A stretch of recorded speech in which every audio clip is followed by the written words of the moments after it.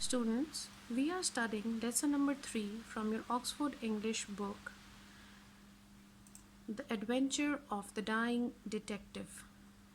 In the previous videos, I have read the lesson for you and discussed the similars of the difficult words. Today, let's discuss the comprehension, which is on page number 41.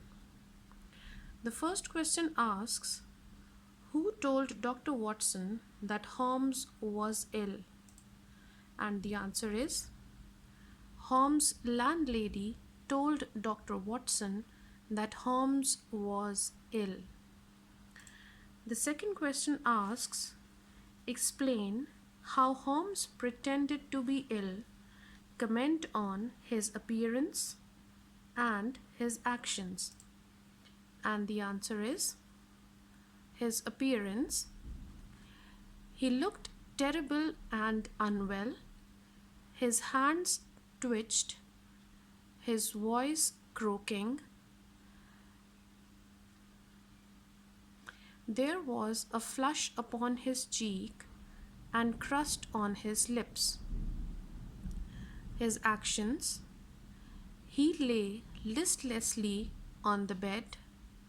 He shuddered and made a sound between cough and sob.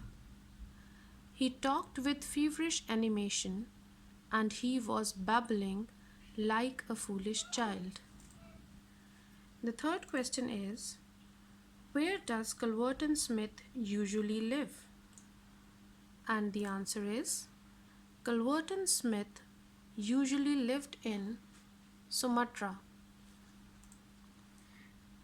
The next question is, who had sent Holmes the ivory box and what was in it? And the answer is, Mr. Culverton Smith sent Holmes the ivory box which had a spring in it that drew blood.